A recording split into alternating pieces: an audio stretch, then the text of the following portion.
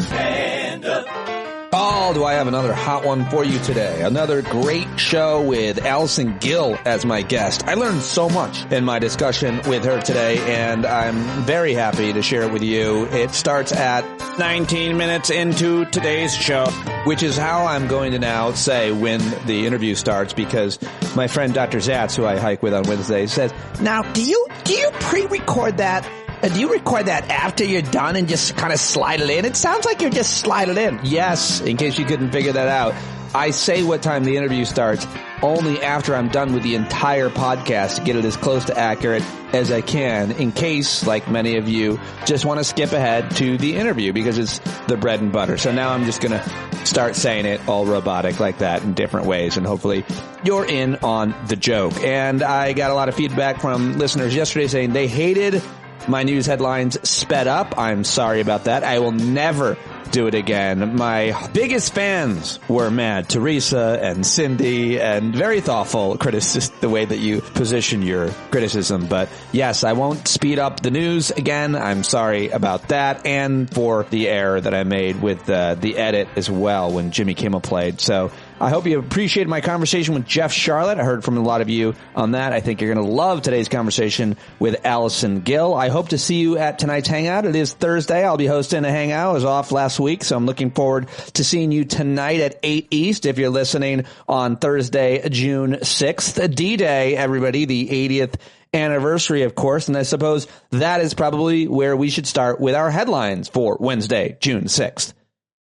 Well, hello, friends. Here are your news headlines for Thursday, June 6, 2024. It's the 80th anniversary of D-Day, and President Biden is marking it by reminding everybody the stakes for today. The president will be going to France this week and try to demonstrate steadfast support for European security at a time when some allies fear Donald Trump threatens to upend American commitments if he wins another term in the White House, according to the Associated Press. Let's head down to Georgia. Big news from an appeals court yesterday, now pausing the criminal case against Donald Trump of seeking to subvert the 2020 election while it considers the former president's bid to disqualify the lead prosecutor, Fani Willis. Court order prevents the sprawling case against Trump and 14 co-defendants from moving toward trial while Trump appeals a judge's ruling, allowing Willis, the Fulton County District Attorney, to remain on the case. So that is terrible news. And in a related story, Manhattan prosecutors urged a judge Wednesday to keep Donald Trump's gag order in place in his hush money criminal case,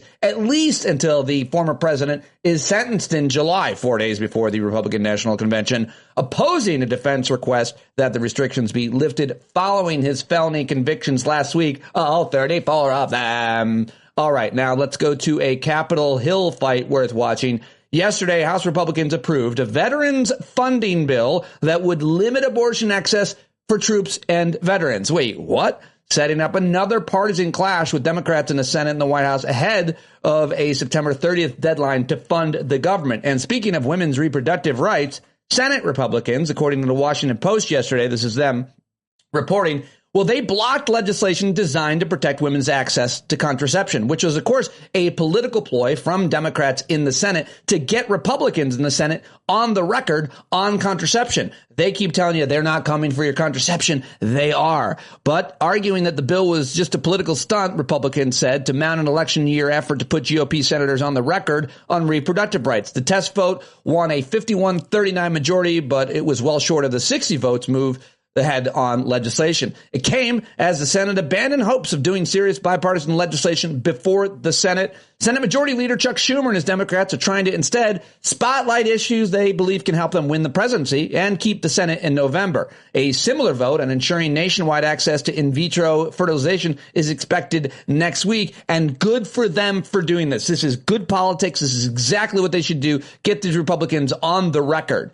And let's go to the House, where now House Republicans sent a criminal referrals to the Justice Department recommending President Joe Biden's son, Hunter Biden, and brother James Biden be charged with making false statements to Congress. I bet you that's going nowhere. Now the latest January 6th prison sentence.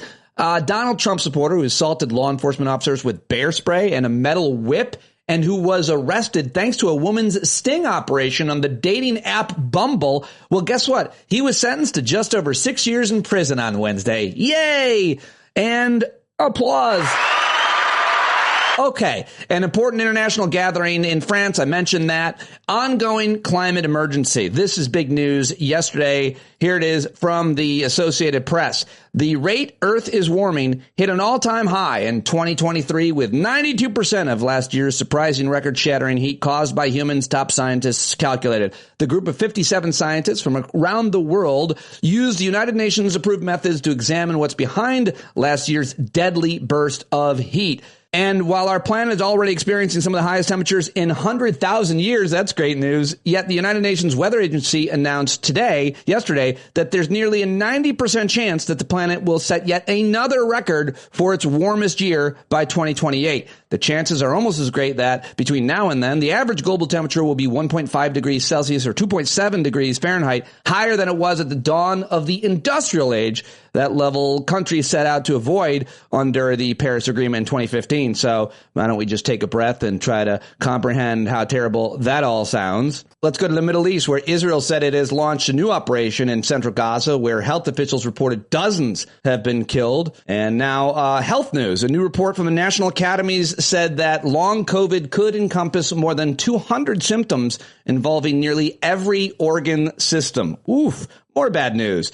Now, let's go to space. 2 astronauts headed to orbit in the long-delayed Boeing-built Starliner capsule. It's expected to dock at the International Space Station tomorrow. That's cool. News on China. U.S. and allied officials warn that Beijing has intensified a campaign to entice Western former fighter pilots to train Chinese pilots.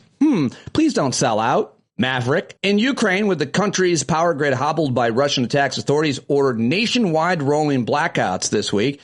And in the UK and Britain, collectors are lining up to get the first banknotes with a portrait of King Charles III. The NYPD is preparing to revoke Donald Trump's license to carry a gun after his felony conviction in New York, but I guess he could still be president. And in Japan, the birth rate has fallen to a record low as the number of marriages also drops, which I thought was an interesting story to report. And it looks like Ben Affleck and Jennifer Lopez are going to be selling their home. That is the headline you didn't need to know that I'm ending on. Those are your headlines for Thursday, June 6th, 2024. Now it's time to get to my sound bites. I've got some sound bites for you now. And let's start with, I'll talk about this with Allison Gill, but here is Jeffrey Toobin, legal analyst expert and a guy who masturbates on Zoom. You can't ever forget it. I'm contractually obligated to say it. His analysis last night of the Aileen Cannon case that I'll talk more with Allison Gill about, but here's a quick clip from that.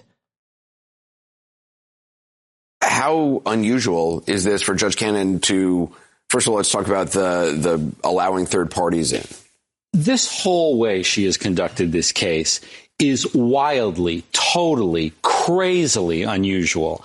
And the allowing of outsiders to participate in a day-and-a-half hearing that most judges would decide on briefs or maybe give 10 minutes aside to argue is just another illustration that she is trying to kill this prosecution. That's the only conclusion you can draw. No other judge in the federal system that I'm aware of would treat these issues anything like what she's trying to do.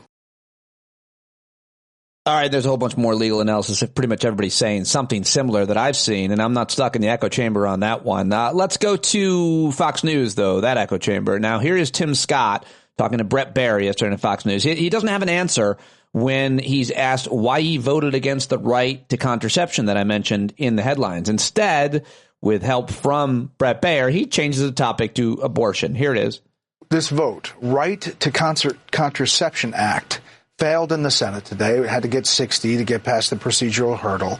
39 nays. You were one of the nays. Yes. So for folks who, why vote nay, and explain how that's not a bad issue for Republicans. Yeah, this is just a shame that the Democrats are willing to try to politicize whether or not women have access to contraceptions. The bottom line is they absolutely do, and that will continue. The question is why Democrats continue to take the most extreme position on abortion in the country.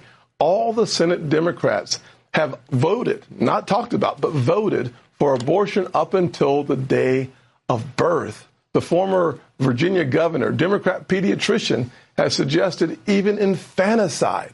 I'm not making this up, Brett. These are votes taken in our chamber. That tells me very clearly they're doing every single thing they can to hide from their own voting record. This is an issue that we should continue to push, because this is an issue where the American people say, wait, abortion up until the day of birth? That's wrong. Well, good luck with that one, Senator Scott. We are going to hammer you for every day between now and the election on your stance on abortion and women's reproductive rights and the fact that you couldn't vote to protect contraception. We see you. And now here, trigger alert, here is the disgraced former president for 24 seconds talking to Hannity on overturning Roe. I think this is important. We'll play this over and over. Your question is a large question because you're asking about a lot of things. Take abortion. For 52 years, people wanted to get rid of Roe v. Wade. And the people that wanted to do it were legal scholars, lawyers, politicians. Everybody wanted it to go back into the state system, not the federal system. Let the states decide. Let the states decide. The people decide. Let the states decide. For 52 years, they fought it. I was able to get it done with the appointment of great justices, 3 great justices, plus others that joined them, as you know. And we don't have to go into all the names, but they're great. And they had the courage to end Roe v. Wade, which really meant, from a legal standpoint, it now goes back to the states. All right. Well, let's keep playing that clip over and over and over. And now let's go to MSNBC, where former White House press secretary, now MSNBC anchor Jen Psaki weighed in on President Joe Biden's executive order, very controversial, that he signed yesterday in the southern border. She said it was a political move he needed to make ahead of the election to cover a major vulnerability. Here she is. Look, I think there are a couple things that are true at the same time. One, the system, the border is broken for a range of reasons, including security being broken at the border. The wall is not going to fix it. I mean, technology is advanced, I would say, over the past couple of decades. There's lots of technology that can be used to secure the border. That's part of what needs to happen. If you're in the minds of the White House, you want to do that. Also pairing with a more humane asylum system, which is completely broken and unfair to the people who are seeking asylum and trying to come across the border. They knew, I think, as soon as that deal fell apart, which, just to reiterate what Chris Matthews was saying, was because Donald Trump called Mike Johnson and said, kill the deal. And Mike Johnson said, yes, sir, I will kill the deal. That's why it happened. It was a deal that was so conservative and Democrats gave so much on that many Republicans were saying, wow, I can't believe we got all of these things. And a lot of Democrats were mad about it.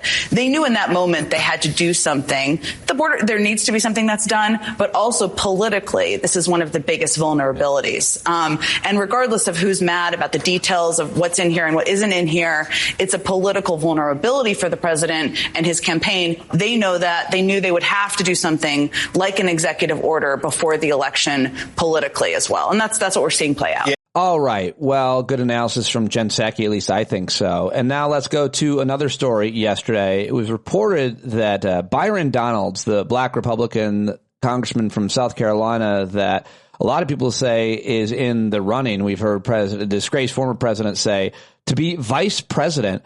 Well, he made some very controversial comments speaking favorably of the Jim Crow South. That's right. Congressman Donalds co-hosted a Trump campaign event for black voters in Philadelphia Tuesday and told those gathered, quote, you see, during Jim Crow, the black family was together. During Jim Crow, more black people were not just conservative. Black people have always been conservative minded, but more black people voted conservatively. Well, after those comments were made, House Minority Leader, also a black man, Hakeem Jeffries, took to the floor of the House and slammed Congressman Byron Donalds for those recent comments, and I want to share that with you. Mr. Speaker, it has come to my attention that a so-called leader has made the factually inaccurate statement that black folks were better off during Jim Crow. That's an outlandish, outrageous, and out-of-pocket observation. We were not better off when a young boy named Emmett Till could be brutally murdered without consequence because of Jim Crow. We were not better off when black women could be sexually assaulted without consequence because of Jim Crow. We were not better off when people could be systematically lynched without consequence because of Jim Crow. We were not better off when children could be denied a high-quality education without consequence because of Jim Crow. We were not better off when people could be denied the right to vote without consequence because of Jim Crow. How dare you make such an ignorant observation? You better check yourself before you wreck yourself. He went for it. He went for the full phrase. All right. And the final clip before the comedy I want to play for you comes to us via Joe Liotta, longtime listener. Joe took me out to lunch yesterday. I love Joe, and he listens to the show pretty much every day. He got offended when I asked him if he'd listened to it yet. He told me I should share the audio and listen to Ken Burns and his commencement address at Brandeis University. I guess this was last week. I'm just going to play a little portion of it and then probably watch the rest and hope that you will too. Here he is. Which brings me to a moment I've dreaded and forces me to suspend my long-standing attempt at neutrality. There is no real choice this November. There is only the perpetuation, however flawed and feeble you might perceive it, of our fragile 249-year-old experiment, or the entropy that will engulf and destroy us if we take the other route. When, as Mercy Otis Warren would say, the checks of conscience are thrown aside and a deformed picture of the soul is revealed. The presumptive Republican nominee is the opioid of all opioids, an easy cure for what some believe is the solution to our myriad pains and problems, when in fact, with him, you end up re-enslaved with an even bigger problem, a worse affliction and addiction, a bigger delusion, James Baldwin would say, the author and finisher of our national existence, our national suicide, as Mr. Lincoln prophesies. Do not be seduced by easy equalization. There is nothing equal about this equation. We are at an existential crossroads in our political and civic lives. This is a choice that could not be clearer. All right. Ken Burns could not be clearer. Thank you. And thank you, Joe Liotta, for recommending that and for buying me nachos, which I heartily devoured. All right. For your final clip, I want to go to the comedy of The Daily Show, hosted last night by Ronnie Chang, who shared the latest news on Trump's felony conviction and why it's got him seeking revenge on Hillary Clinton. Kick things off with the only presidential candidate with an ankle monitor, Donald Trump. Last week, the corrupt and woke DEI justice system found him guilty of 34 felonies. And now he's saying if he gets back into power, he's going to get his revenge on the people who had nothing to do with it. Donald Trump is again suggesting his political opponents could be jailed if he wins re-election, including former Secretary of State Hillary Clinton. Does that mean the next president does it to them? That's really the question. Wouldn't it be terrible to throw the president's wife and the former Secretary of State into jail? It's very possible that it's going to have to happen to them. You're going to jail Hillary Clinton? Haven't you done enough to this woman? Yo, if you're going to get revenge, at least get it on the people who did the thing to you. This is like the Russian mob killing John Wick's dog, and John Wick is like, you know who's going to pay for this? Hillary Clinton. I mean, can Donald Trump get some new beefs already? Okay, you don't see Britney Spears still getting into fights with Christina Aguilera, do you? No, Britney's at home, dancing with knives like a normal person. All right, Ronnie Chang, The Daily Show, and those are your headlines for Thursday, the 6th of June, 2024. Now time to get to my guest. Again, hope to see you at tonight's Hangout, where I might invite some special guests. Who should I call? All right, she is the host of Mueller, She Wrote podcast, Daily Beans podcast, and, of course, Jack, and she's prolific on social media, especially Twitter. AllisonGill.com is her website. She's doing a live tour right now. She's going to be in New York and Philly, New York, Boston. I may join her for the Boston and Philly ones. I can't do the New York. But go to AllisonGill.com and find out all the dates. Listen to her podcasts. She is the owner of MSW Media, which produces a lot of podcasts, and always love talking to her. Super smart. I learned a lot from this conversation. I'm sure you will as well. And I hope that you go and you let her know that you heard her here. You can find her on Twitter at Allison Gill and at Mueller, She Wrote, and listen to her every day on her daily podcast as well. Let's do it right now with Dr. Allison Gill. I told you that maybe I would be talking to Allison Gill, and look, she showed up, and I'm really happy that you did. It's been way too long. How are you? I'm good. You sent me the link. I clicked it. Where am I? I'm kidding. How are you? It's good to see you, my friend. I know there's a link confusion. It's nothing worse than a link confusion in that maybe I never sent it. Anyway, I was just catching up on you by going over to the Twitter. I still call it the Twitter. And I just want to get your take on it because you've been very influential there for a very long time. And I know that you are on a bunch of other platforms. But I just want to say, I went through your latest at Mueller, She Wrote, and it was straightforward. It's super helpful. I still think Twitter works pretty good and I like it, but I want to get your take. You're the expert.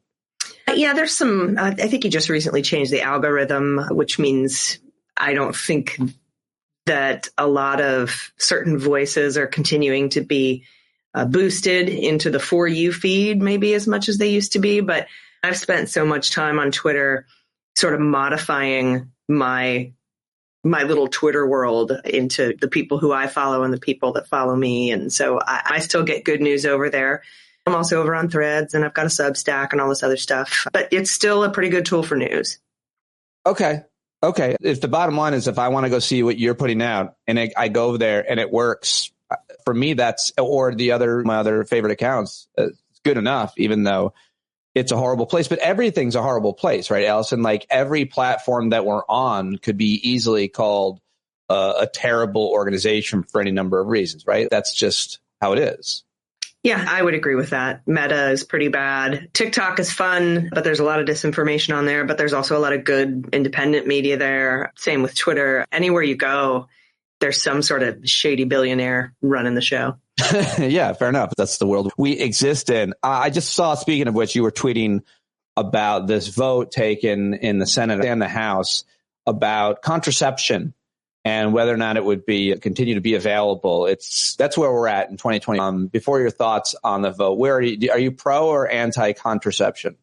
I'm very pro-contraception. And yeah, this is the Right to Contraception Act. And the Republicans in the Senate blocked it, despite saying that they're for it and that it's never going to happen. And we're overreacting. And look, Roe was overturned. So I don't think it's fair to say that anybody thinking that the Republicans could come for contraception is an overreaction. It's not. Clarence Thomas has mentioned it, says that we need to revisit Griswold. They brought up the Comstock Act in several oral arguments about, I miss those good old days when you could stop sending contraception through the mail.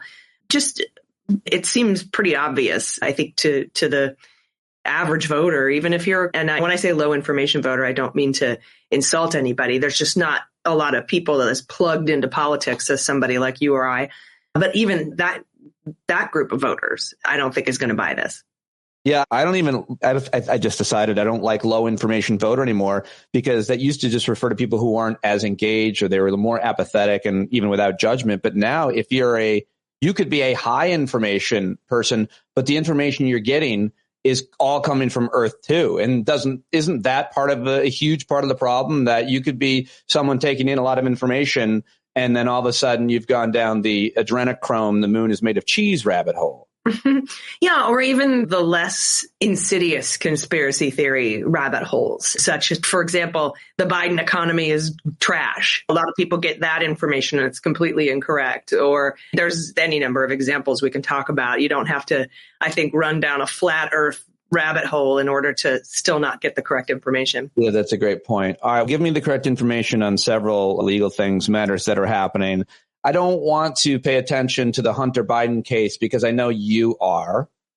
And so I feel like the most important point about that case is it disproves the argument, not that arguments matter anymore, that the Biden administration Democrats are using the Justice Department for political persecution or lawfare, as I guess it's called. Clearly, they aren't, because the Department of Justice is prosecuting the president's own son, something that's never, ever happened. How serious are these charges? Apparently, my understanding was that he bought a gun while he was addicted to drugs, meaning when he bought a gun, he answered a question that you got to answer. Apparently, you have to answer questions. I think you'd just go in and get as many as you wanted. And he said he wasn't addicted to drugs, but he was. And is that the law he broke? Filling out the form, and they don't actually have the actual form in evidence that he filled out, which is going to be a pretty high hill for the prosecution to overcome. And they're also this Department of Justice is also prosecuting Democratic Senator Bob Menendez for his gold bar adventure. Also, Representative Cuellar, another Democrat. So, yeah, it's this kind of all came out again during the hearing where Jim Jordan was going after Merrick Garland. But I think the big misinformation story that came out today was that an FBI agent, what the right-wing noise machine is saying, that an FBI agent says that all of the stuff on the Biden laptop wasn't tampered with. But what she actually said was that she was unable to confirm that what was on the laptop had not been tampered with. That's a very different thing. It depends how you read it and how you see it. Well done by explaining it to us, though. Wow. Just real quick, though, what does the laptop have to do with anything? I think the information on there to show that he was on or addicted to drugs at the time for the 11 days that he owned the firearm. But these firearms charges are generally not brought as standalone charges. And I know Hunter Biden filed his motion for prosecutorial misconduct and motion for selective and vindictive prosecution, where you have to show that other similarly situated people were not brought up on these kinds of charges, but that failed in the courts. And so here we are at trial, and we'll see if I think it's going to be difficult to get 12 folks from Delaware to not find a little scintilla of reasonable doubt about these charges, especially considering, remember the prosecution, David Weiss, who was appointed by Barr, used a photo of sawdust and called it cocaine. It's just, I don't think I knew that. Oh yeah. Mm-hmm. Wow. This investigation began under Barr, and there was a special prosecutor assigned to it, and he did that? David Weiss was appointed by Barr, not a special prosecutor, but just to look into all of the Hunter Biden crimes. And yeah, as in one of the court pleadings, he had a photo of what was so it's a long story, but there's a guy who was also addicted to drugs, but he was a woodworker who knew Hunter Biden's therapist, I think. And the therapist sent a photo from this woodworker guy who had decided he was going to quit drugs and focus on woodworking. And his funny way of doing that was by taking sawdust on a table saw and making like lines, like you would line up some rails of coke. I'm now looking at the photo. I've looked up this story. NBC News, Hunter Biden's lawyers say prosecutors confused a picture of sawdust with cocaine. There's a bunch of sawdust on a saw, and somebody jokingly cut it into lines, it looks like, which is something we do. All of us have done. I'm doing it right now while I'm talking to you, but with weed. I like to rail sawdust off of various body parts. No, but that woodworker sent that photo to their shared therapist and said, I choose woodworking, basically, instead of drugs. And this person that Barr appointed actually put that photo to in a court pleading to show that Hunter Biden was on drugs, even though it wasn't Hunter Biden's photo and it's not drugs. Terrible. Wow. How long will this case go, and what could be the consequences? Could he go to jail? Could Hunter Biden go to jail? That's got to be a distressing thing for the old man in the White House.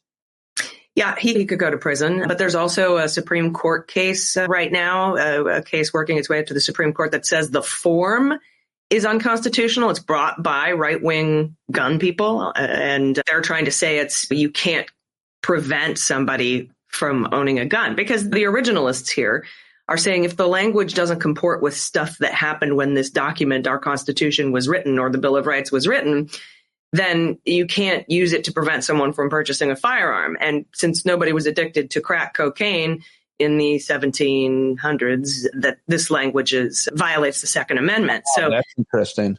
That could throw the whole thing off as well. But it didn't get dismissed in pretrial motions on that point either. All right. Well, we'll all be listening to you and following you for more on Hunter Biden's case. It's the least important probably of almost everything that you talk about, that a lot about. So let me get to the much more important things. First of all, just your thoughts on Merrick Garland overall, his performance as Attorney General, and how yesterday, when he was getting grilled on Capitol Hill, I feel like you've been generally more supportive of him. But the main criticism of Merrick Garland is that he should have brought his cases against Trump much earlier. I guess that's a very brief way of saying it. And you, I feel like, have been arguing, be patient with the guy. He's doing his best, and others maybe less. And I wonder what your thoughts are in his overall performance. And then we'll get to, obviously, the investigations. As we learn more new information, opinions change. Everybody at first was saying he didn't do anything for 2 years. And then when we found out that he had done things for 2 years, it got backed up to November of 2021 when Wyndham got there and the U.S. attorney got there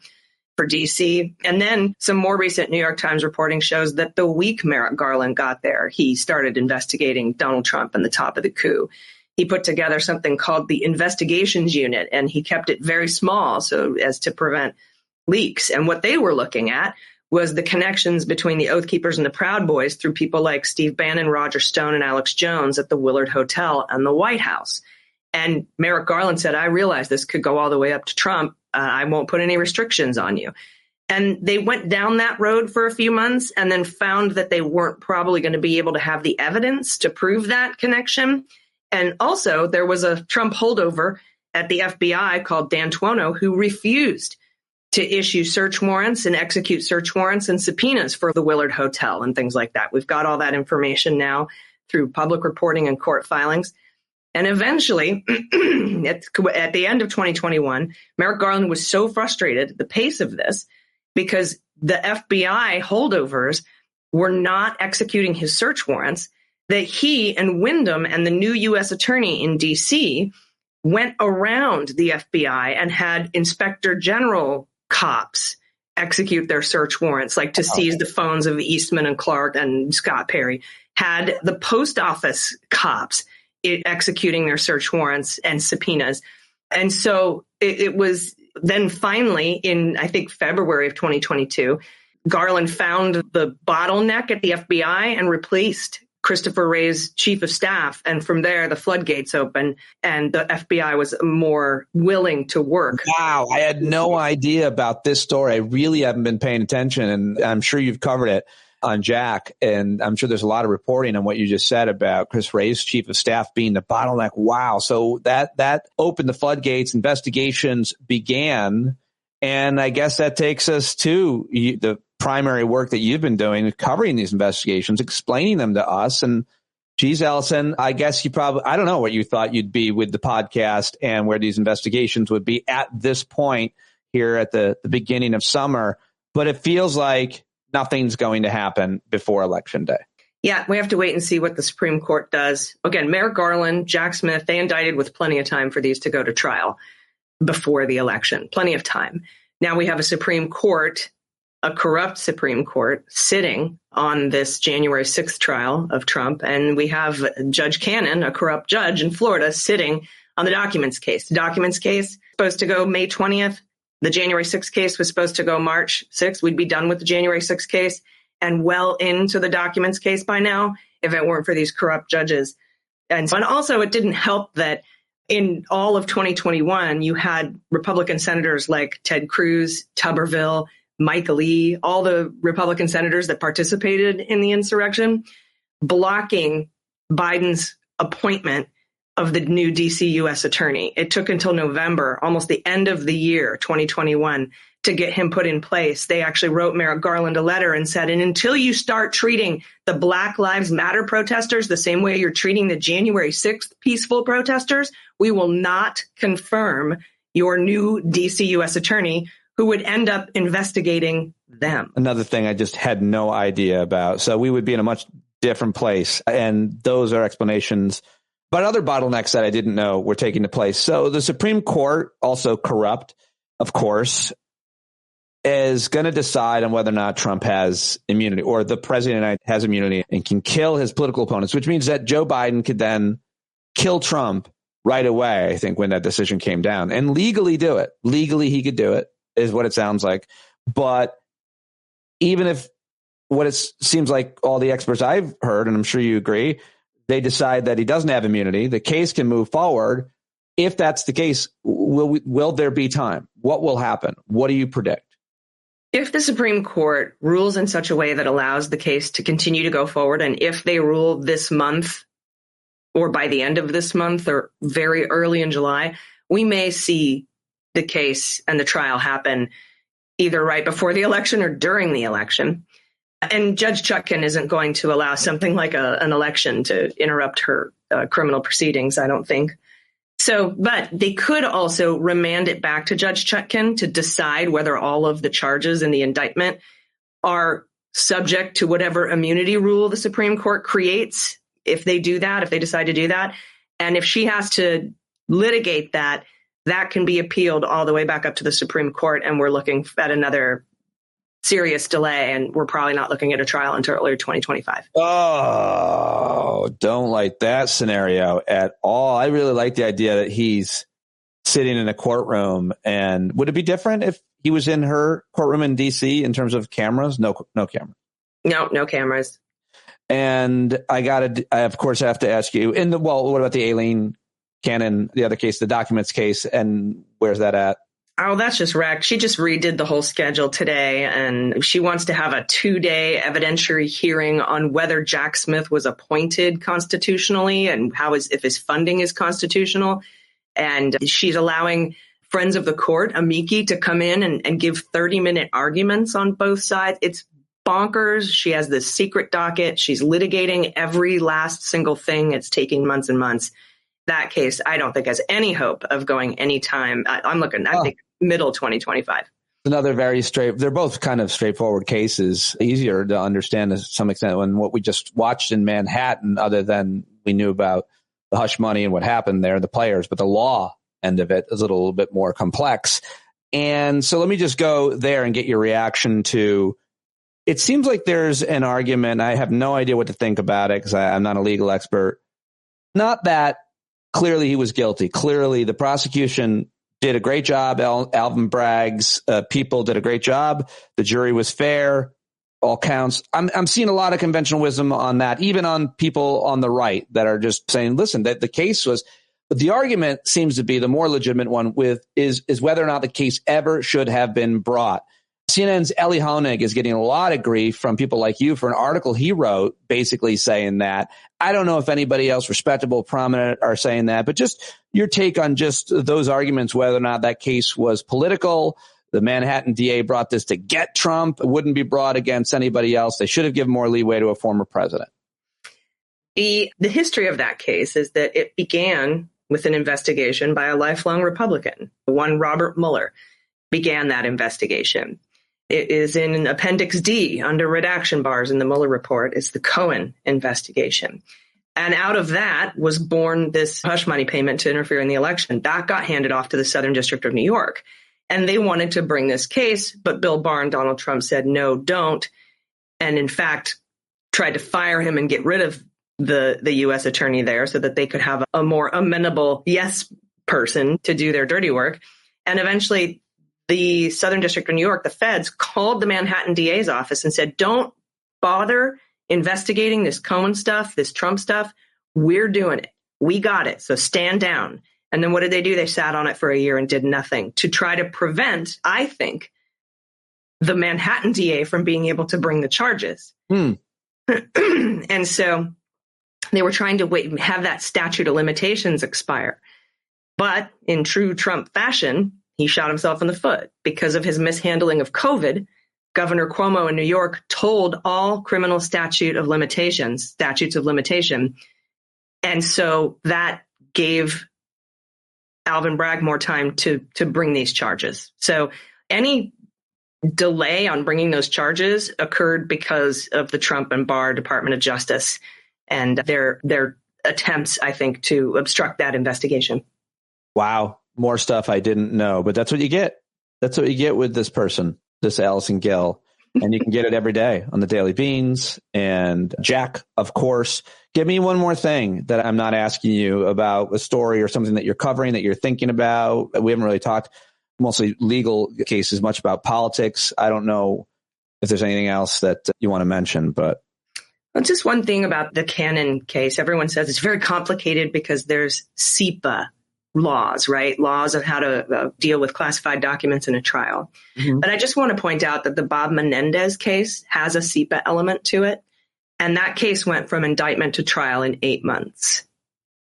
And no delay there at all.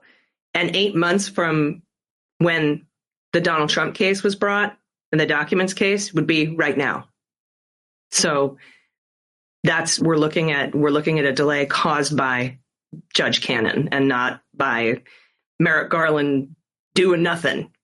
So wow, really very interesting. I'm glad I got that one more nugget. Did you watch Fauci? I did. I watched the Fauci hearing. Marjorie Taylor Greene is insufferable. What do you think? Yeah. Nobody, her own colleagues don't like her. It's a weird, her behavior is, I don't know who she's doing it for. I think she got kicked out. I think she got kicked out of that hearing. Probably. She had a good work. That or that Ivan Raiklin guy and one of the January 6th rioters who was sitting behind Fauci making faces, that guy got removed. Oh, he did get removed. I did see him making faces, and there were a few people back there.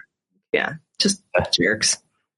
I am so grateful for your time. I want to talk to you more often. I learn a lot just listening to your podcast, so I appreciate you slumming it over here. Thank you very much, Allison. Yeah, and if you're around in New York on June 15th, we'll be at the City Winery. Me, Olivia Tripp, Dave Ehrenberg, Dahlia Lithwick. It's going to be like a rad party, so stop by. Greg Oliar. Is there information on a website for your live stuff? Yep, AllisonGill.com. There you go, folks. All right, there she goes, Allison Gill. Go tweet her at Allison Gill right now and listen to her daily podcast, Daily Beans Pod. Listen to Jack and everything else over at MSW Media. And that's it. That's all I've got for you. How about it? Thank you, Bumblebees, for listening all the way to the end. You guys are so special to me, and I cannot do the show without you and your paid subscription. If you're not already paying, then sign up now. You can always pay more. Maybe you want to pay $5 more just this month. I don't know. I hate asking for your money, but I work so hard on this podcast every day, so I've got to. Thank you for sending it each and every month. I can't do it otherwise. Just can't. None of it. You guys are the best. All right, John Carroll, take us out. Hope to see you tonight at the Hangout. Boy, you better stand up. Stand up. Well, there's a whole lot more of us who know us right. They'll keep right on ignoring us if we keep sitting tight. You got to open up the window to let in some light. You got to stand up. That's right. You got to rise up. You got to stand up. You got to stare the devil straight in the eye. We got to let him know it's his turn to go. See it clear and all you hear is a lie. Don't get up off of your butt, get down off of your fence. Even if it ain't a very friendly audience, well, they'll begin to listen when you start making sense. And you stand up. Stand up. No need to point your rifle to defend your town. Just stand up. Stand up. You know they can't deny you what you're laying down. Boy, you better stand up. Stand up. Show your face of every color, yellow, black, red, and brown. She's the place where every lost child will finally be found. There's only one thing to do before we stand our ground, and that's stand up. Stand up. Well, the founding fathers saw a land for all. They had to stand up. They had to stand up. They had a keen imagination for a crystal ball, drawing all the plans of a stand up. But all they had to go on was the time they were in, with other causes for laws, and since they weren't even sin, they knew that change was gonna come before the change could begin. They had to stand up. All right, they had to stand up. We got to stand up. We got to look the devil square in the eye. We got to let him know it's his time to go, and make it clear when all we hear is a lie. Why you lying awake wondering where the money all went? It'll be the cost of freedom that'll go unspent. You can see him flee the scene of that experiment. If you stand up, alright, we got to speak up, we got to reach up and raise your voice in every way you know how. Don't be toes up, you got to show up. Ain't no better time to do it but now. No need to pledge allegiance to no wanton tribe. Rise up, show obedience to the voice inside, and listen well and it'll tell you not to run and hide. It says stand up, stand up, got to stand up. Ooh, come on, just stand up. Everybody got to stand up in the darkest hour. Stand up, people got the power. Stand up. Come on, come on, come on. Come on, come on, come on. Come on, come on, come on.